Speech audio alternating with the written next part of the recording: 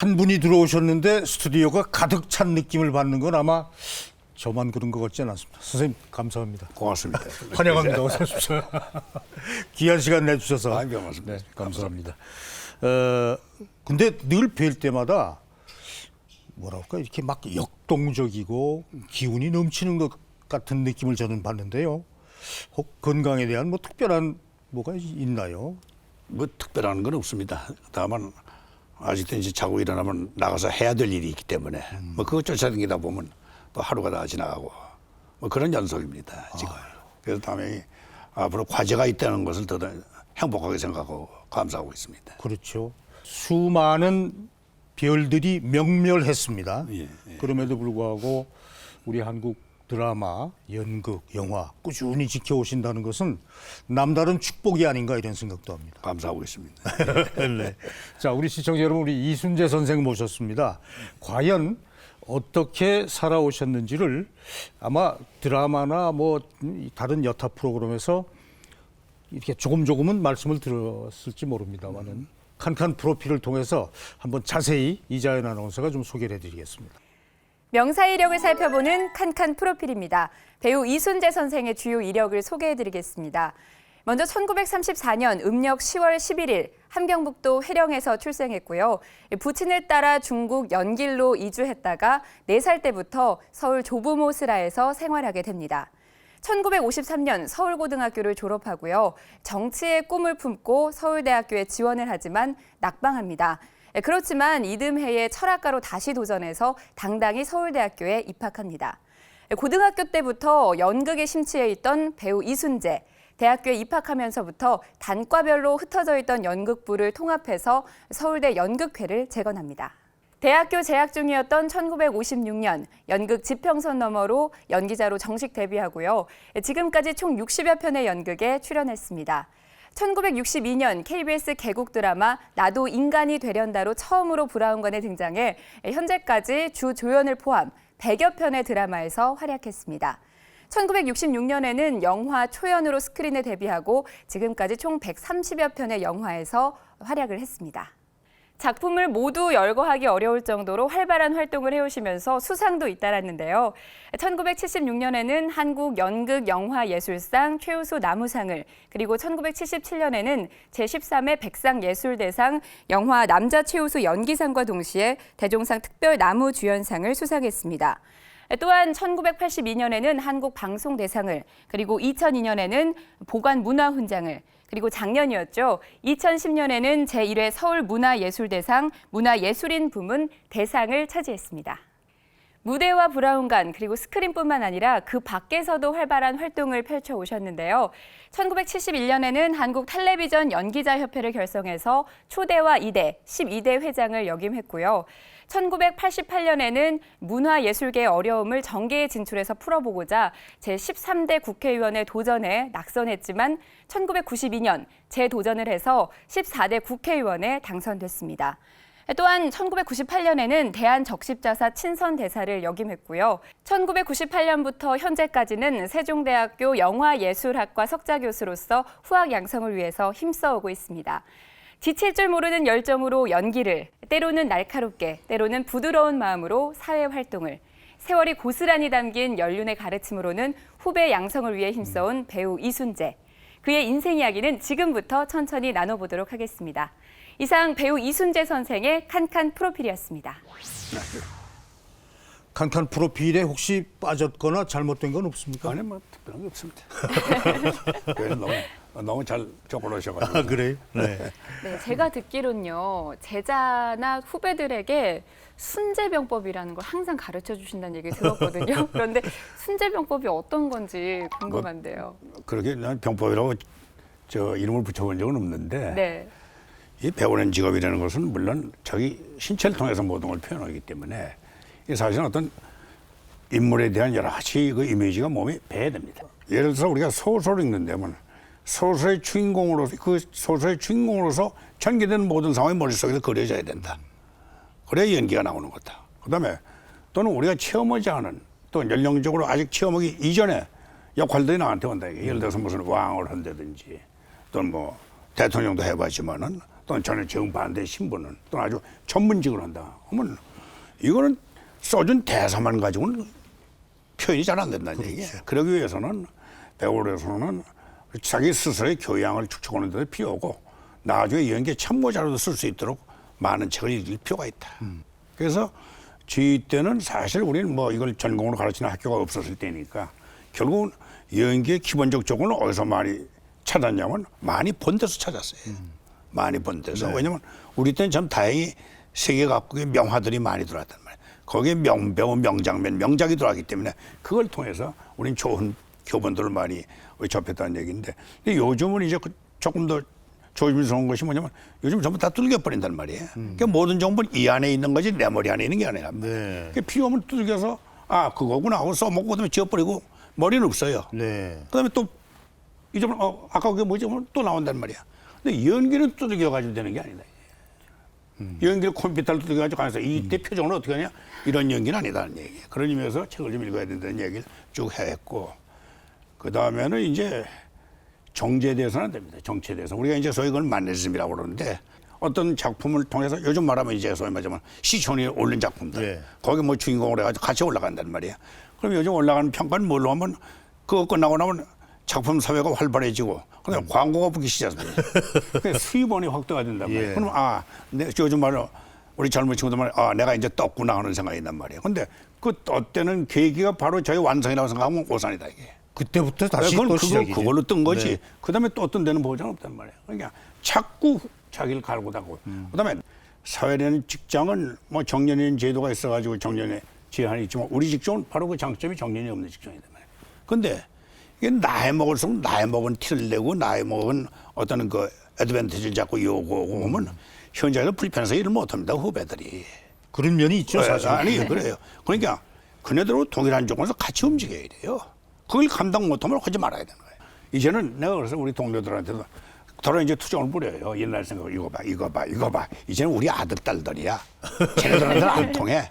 그러니까 열심히 하는 수밖에 없어. 예. 열심히 하는 수밖에 없어. 이제는 그래서 손잡벌 아닙니까? 손잡벌들이죠. 이제 손잡벌들 나오고. 그렇죠. 그래서 예. 뭐 그런 의지로 자꾸 접근하다 보면 또 그게 잘 어울려져요. 이제 이순재 선생이 그런 마음을 갖고 임하니까 그게 통하는 거죠.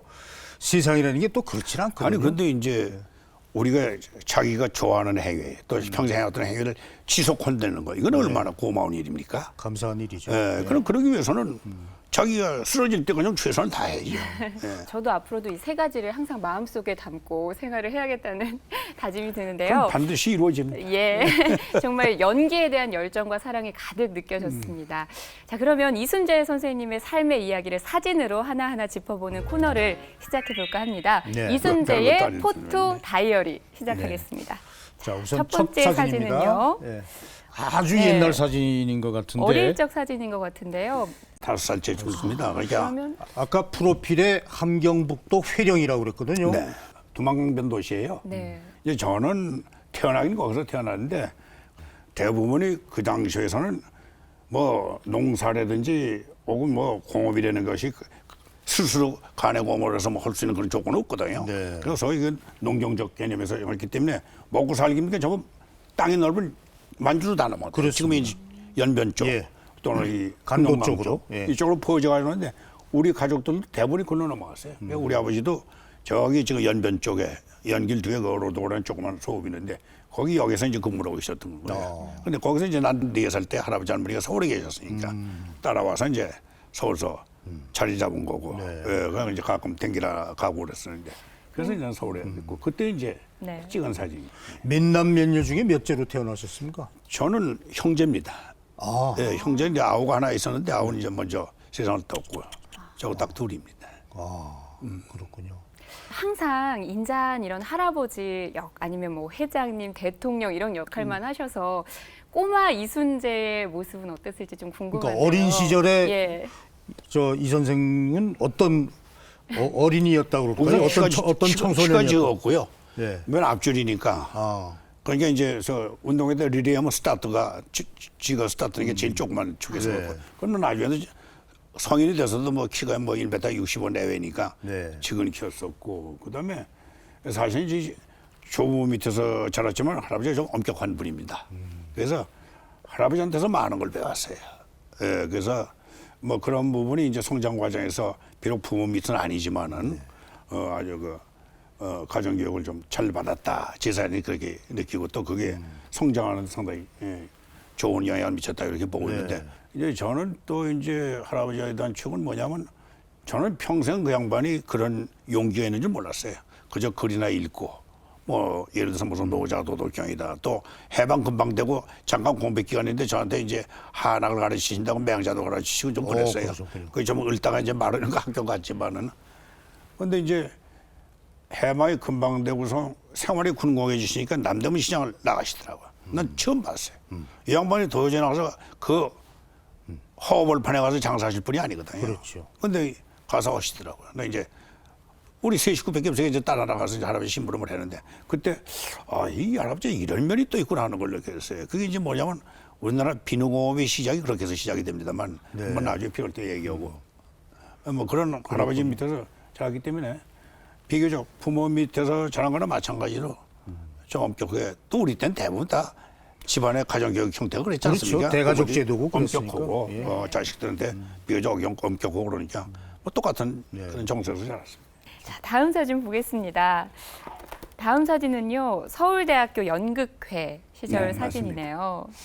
그거는 이제 더 윈슬로 보이라는 저 영국 작가의 우리나라 초연입니다. 네. 저때 이제 우리가 텍스트를 해가지고 소위 말하자면 저작권료를 내고 저걸 한 거예요. 네. 근데 이제 우리 정희석 박사가 번역을 하시고 정희석 교수가 번역을 한 건데 저는 대학교 4학년 때입니다. 제가 이제 저 왼쪽에 앉아 있는 그 앉아 있는 게 접니다. 아버지 역할이 네. 지금 이순재 씨고. 그러니까 저는 연극 시작이 노역서부터 시작을 했어요. 아니 근데 그 당시에 쉽게 말해서 아무리 될성 부른 나무는 떡잎부터 알아본다고는 하지만 서울대학 철학과 공부 학업도 힘들 텐데 연극회를 조직해서 연극을 하겠다? 우연한 기회에 이제 연극을 출연하게 됐으니까 그걸 한번 해볼까 하고 이제 시작을 한 거예요. 근데 그때 안 된다고 그래서 그렇죠. 조산다고 하는데 끝나는데 괜찮다고 그러더라고요. 그러다 보니까 하나하나 하다가 이제 이게 세 번째 작품으로 넘어오는데 철학이라는 학문은 이게 한이 없습니다. 그렇죠. 그래서 또 내가 무슨 솔직히 말씀드려서 철학을 전공하려고 들어간 건 아닌 거고 그거는 좀 들어갈 수 있을 것 같아서 들어갔는데 사실은 철학과 때문에 이게 가능합니다. 우리가 저 작업을 하기 위해서 보름 동안 합숙을 들어갑니다. 예. 제가 이제 저때 연극 회장을 하면서 예산을 좀 많이 뽑아냈어요. 그래가지고 총릉에다 보름 동안 합숙을 시킵니다. 네. 그리고 거기 있는데 이 출석을 해야 되는데 그렇죠. 이게 4학년인데 근데 주임 교수 시간이 걸렸다는 말씀이에요. 그러니까 네. 아니 교수님 이게 저 합숙을 들어가는데 한 3주 못 빠집니다. 그러니까 이 양반이 이렇게 돼. 아 그래 그 연극도 잘하면 철학이야 해. 그래서 믿음을 해서 그래요? 뭐 그런 양해가 있어가지고 학문적으로 있지 그 그 장군은 기가 못했어요. 막힌 사실은. 말씀이네. 그럼요. 연극도 잘하면 철학이다. 철학이다. 네, 그러니까 뭐 철학이라는 건 아무데나 붙여도 다 말이 되니까. 근데 우리 교수님, 주임 교수님께서 그렇게 이야기를 하시더라고요. 그래서 그 바람에 저게 가능해진 겁니다. 그래서 그 당시에 해마다 대학교 경연대회가 있습니다. 대학 연극 경연대회. 각 대학에서 이제 동아리들 와서 경연해가지고 거기서 평가를 하는데 우리도 그 단과대학별로 참여를 하더라고요. 그러니까 그런가 보다 했는데 이제 우리가 좀 모을 필요가 있겠다. 그래서 원인을 알아봤더니 몇 가지 요인이 있었어요. 그런데 그 요인만 그거 보면 가능했다. 그래서 우리 사범대학, 미술대학 친구들 모아가지고 재건하자. 그래서 이제 3학년 때 저걸 재건한 거예요. 네. 그리고 지금 그걸 이혼하고 그 후에 이제 훌륭한 후배들이 많이 나왔죠. 그렇죠. 네. 네. 네. 자, 다음 사진 좀 보겠습니다. 보여주시죠, 이재현 씨. 네. 네. 다음 사진은 졸업 앨범 사진이네요. 아, 이건 굉장히 졸업 사진이 하나 잘생기셨어요. 찍은 거예요. 예. 꽃미남 같은데 그 당시에 인기 많으셨을 것 같은데요. 꽃미남 못하면 저 학사복이 네. 서울대학에서 우리가 제일 처음 입은 겁니다. 그렇습니까? 우리 전 학년도 그냥 사복으로 다 졸업했어요. 그래요? 그럼요. 저게 우리가 처음 학사복을 입은 거예요. 그 나중에 보니까 이게 괴짜다 싶고 한데 저 술이 없는 것도 있고 뭐 엉망진창이었어. 하여튼 저게 우리가 처음 입은 학사복이에요. 저게 지금 보니까 1958년으로 58년. 네. 네, 맞습니다. 지금 봐도 미남인데요. 미남은 무슨 사진이니까 그잖아. 그런데요, 입학연도가 1954년이시고 졸업연도가 58년이잖아요. 4년 만에 졸업을 하셨는데 굉장히 성실하게 그러면 학교를 아니, 다니셨나 저도 봐요. 가끔 꿈을 꿔요. 가만있어, 내가 이 졸업을 했던가 안 했던가. 어느 졸업 안 한 거 아닌가 하는 생각이 드는 데가 있어요. 근데 사실 이 연극 활동하는 사람들이 힘들어요. 그렇죠. 예, 그래서 하다 보면 지금도 이제 우리 대학에 보면 뭐 군대 갔다 오지 또 휴학하지 하는 경우가 많고 그렇습니다. 그런데 그때도 사실은 또 그때는 경제적으로 좀 어려울 때가 많습니다. 각 집안마다. 그러니까 우리 동료들 가운데도 이제 휴학을 하거나 그래가지고 결국 실기라는 경우가 더러 있습니다. 그러나 뭐 학점은 같으니까. 자, 이제 그거는 대학 졸업 잘하더라고요. 후에 본격적인 연기 생활로 들어갑니다. 네. 네. 영화입니다. 저것이 서울의 하늘이다 해서 저 영화 이제 저 동경에서 찍은 장면인데요. 저 가운데 여성이 예, 저 윤정희 씨. 윤정희 씨라고 윤정희 씨죠. 예, 저 예, 근데- 백건우 피아니스트의 네. 지금 예, 부인이죠. 그러면 저기 이제 주역은 우리 김희갑 선생하고 황정우 선생. 그다음에 출연자는 우리 신영균 선배, 그다음 이대엽 씨, 나, 윤정희 씨, 그다음에 삼이자 뭐 이렇게들 가서 일본 현지로 결혼 예. 장면입니다. 그래서 동경에서 찍은 것이군요. 동경에서 찍습니다. 그러니까 제가 해외 처음 나가본 거예요. 그래요? 그때 처음 본 일본 도쿄의 모습은 인상이 어땠었습니까? 우선 서울하고는 조명의 차이가 있었다는 겁니다. 우리가 도시의 변화는 어디서 보냐면 비행기에서 내려보면 알아요. 도시가 환한 도시고 깜깜한 도시. 근데 우리 서울만 해도 당연히 깜깜했거든요. 예. 근데 이 동경은 환하더라고. 그다음에 가니까 우선 화장품이 좋은 게 있어요. 그렇죠. 아니, 그러니까 왜냐면- 모든 게 다 예. 그때만 해도 우리가 스스로 자기 걸 자기가 했을 때입니다. 영화는 물론 내가 메이크업하고 이영국도 자기 분장하고. 뭐 텔레비는 이제 우리가 분장 전문가가 있지만 그래도 웬만한 현대물은 내가 다 할 때란 말이에요. 그러니까 분장 도구를 사랑하는 거예요. 예. 한국 분장이 없으니까. 전에야 뭐 비싸고. 다 본인이 했죠. 뭐 의상, 거의 다 본인이 분장, 머리 뭐 할 것 없이 뭐. 예. 그리고 이제 일본말 써서 대단히 죄송합니다만은 박내품이라고 그래가지고 그렇죠. 외국서 건너온 물건에 대한 어떤 그 호기심, 그럼요. 또 선망 이런 시선들이 그 이제 많죠. 우리 젊었을 때는 야 이거 어디 거니까 마카오째, 홍콩제. 공째 마카오째 하면 뭐 정말로. 예. 그 이후에 이제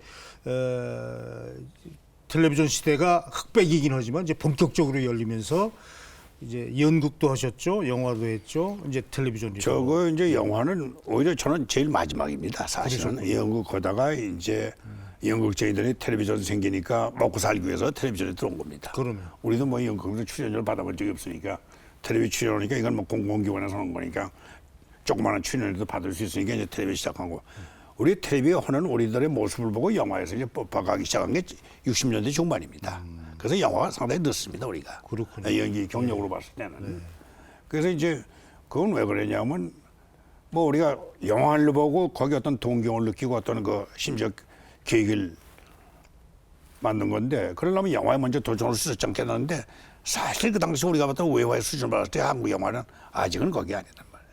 또 그 안목으로 봤을 때 한국 영화는 아직도 모자란 데가 많다 하는 인기에서 우리가 접근을 안 했던 거고 그러려면 또 신인 배우 모집을 하는데 키가 1m 65 정도가 좀 되었습니까? 우리 신성이 같은 이런 훌륭한 제목들인데 가봤자 안 됐단 말이에요. 예. 그러니까 처음부터 포기를 오고 어떻게 하다 보니까 이 연극 출연을 쓰는 기회가 있으니까 한번 해봤더니 재미있고 또 작품이 좋은 작품들을 하다 보니까 계속이 된 거고 그다음에 이제 텔레비전 시작하니까 먹고 살고 해서 이제 일로 들어오고 그렇죠. 그렇게 된 거예요. 그래서 거의 저는 대부분의 70년 연기자들이 이 텔레비전 하시게 된 결정적인 계기 중에 하나는 솔직하게 말해서 생활입니다. 생활입니다. 네. 예. 왜냐하면 연기는 하고 싶고 연기는 좋은데 가족 먹여 살리는 생활이 안 되니까 뭔가 고정적인 수입이 있어야 되겠다. 그러려면 텔레비전이라는 그 장르 안에 드라마라든지 이런 것을 통해서 뭔가 연기도 하면서 고정적인 수입을 그래서 각 방송에서 이른바 그 텔레비전 전속 탤런트라고 그럽니까? 이제 드라마 전속 배우를 나중에 저 모집을 하기 시작했고 그 예. 전속 첫 월급이 얼마냐면 2만 원이에요. 정말로 어려웠어요. 그러니까 그리고서 얼마를 출연하냐? 30%를 출연하는 게 아니라 매일 출연하다시피 하는 거예요. 여기 이낙훈이지만 내가 가서 조연하고 내가 가면 이낙훈이 가서 조연하고. 그러니까 서로 자 다음 사진을 통해서 포토 다이어리 다음 사진 보겠습니다. 자, 이제 건너뜁니다, 조금. 예, 네. 정치하실 때 사진인데요. 근데 제가 어떤 기사에서 봤는데요. 정치한 이 8년간이 행복하지 않았다라고 말씀을 하셨어요. 아마 본인이 행복하기 위해서 국회의원을 선택한 사람은 없다고 봅니다.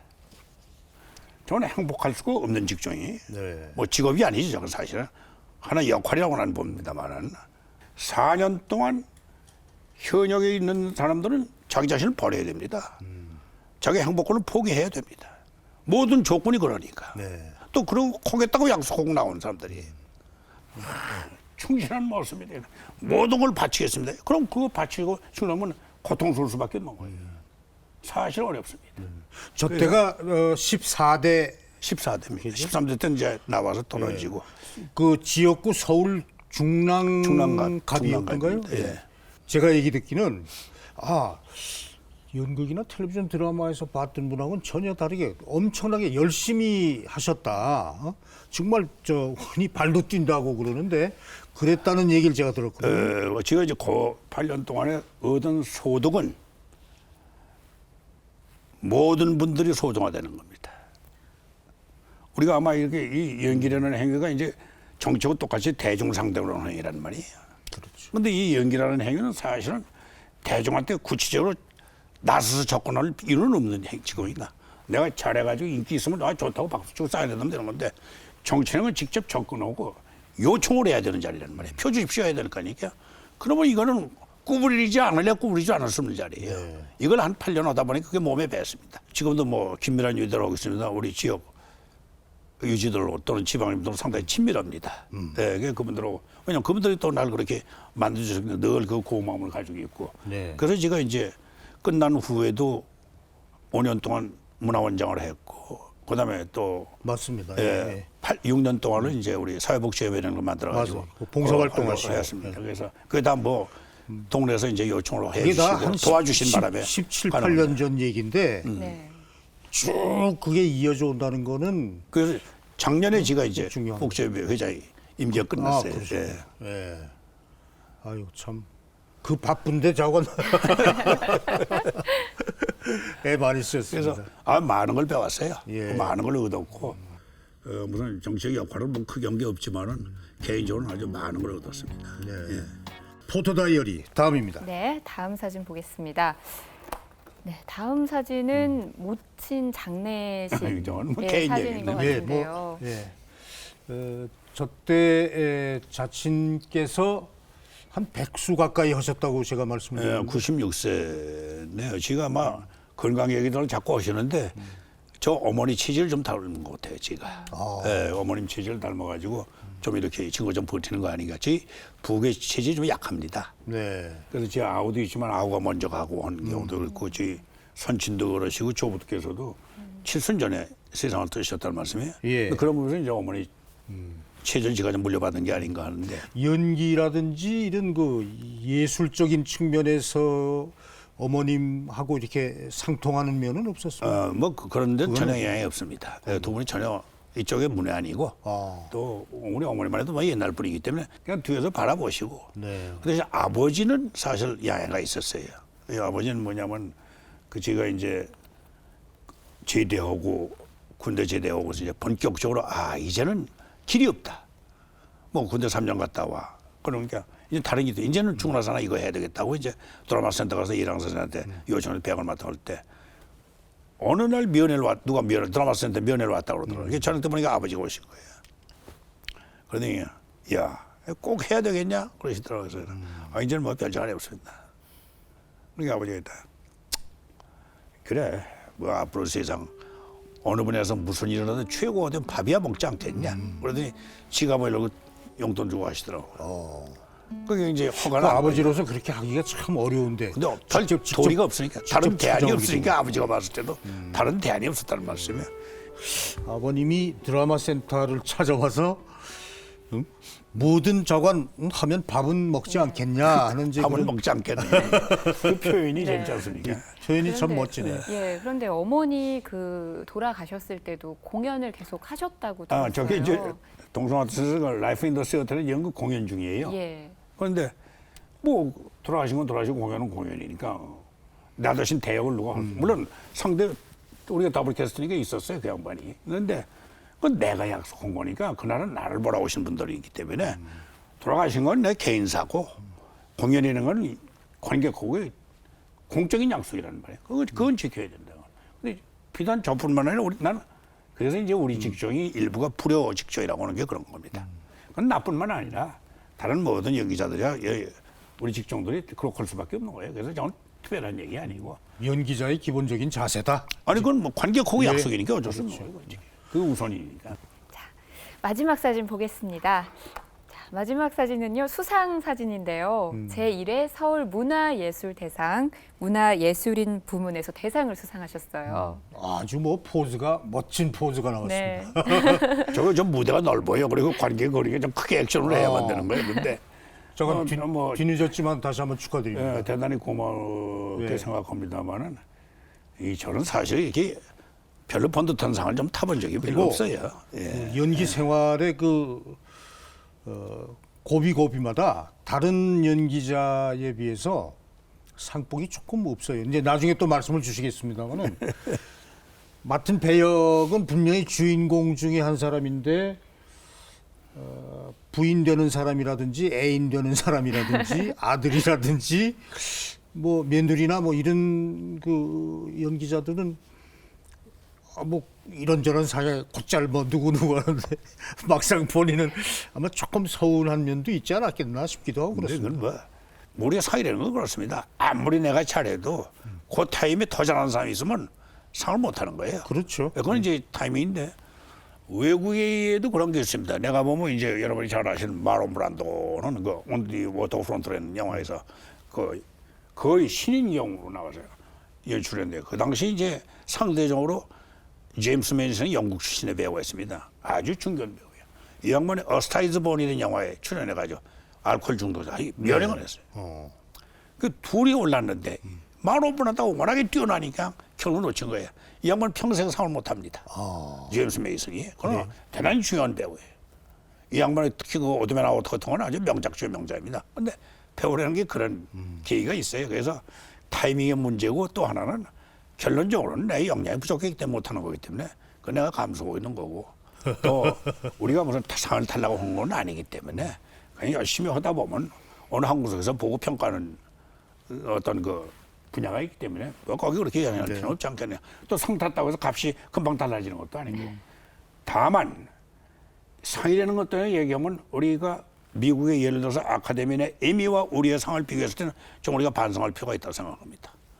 왜냐하면 에미나 아카데미는 부상이 없습니다. 트로피 딱 하나예요. 그렇죠. 근데 그 트로피는 정말로 자기 일생의 영예로 영원히 간직할 수 있는 보물이 되는 거예요. 근데 우리 상은 과연 탔을 때 이게 영원히 간직할 수 있는 보물이 될 수 있겠는가 하는 그런 가치관이 있느냐는 데 문제가 있는 거예요. 왜냐하면 부끄러운 상이 많단 말이에요. 부끄러운 상이. 또는 인위적인 상들이 있단 말이에요. 또 현재적인 조건을 가지고 평가하는 게 아니라 미래의 약속을 위해서 전제해 준 상. 이런 상들이 이건 상으로서는 문제가 있다는 얘기예요.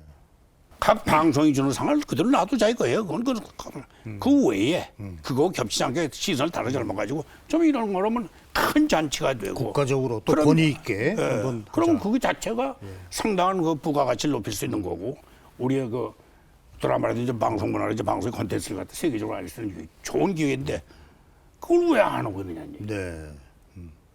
정말 이런 기회에 심중에 있는 말씀을 솔직하게 해주셔서 다시 우리는 한번 감사드립니다. 끝났어요. 우리는 끝나. 우리 유능한 훌륭한 우리 후배들 위해서 이런 공정한 경쟁을 바탕으로 한 이런 시스템이 필요하다는 얘기예요.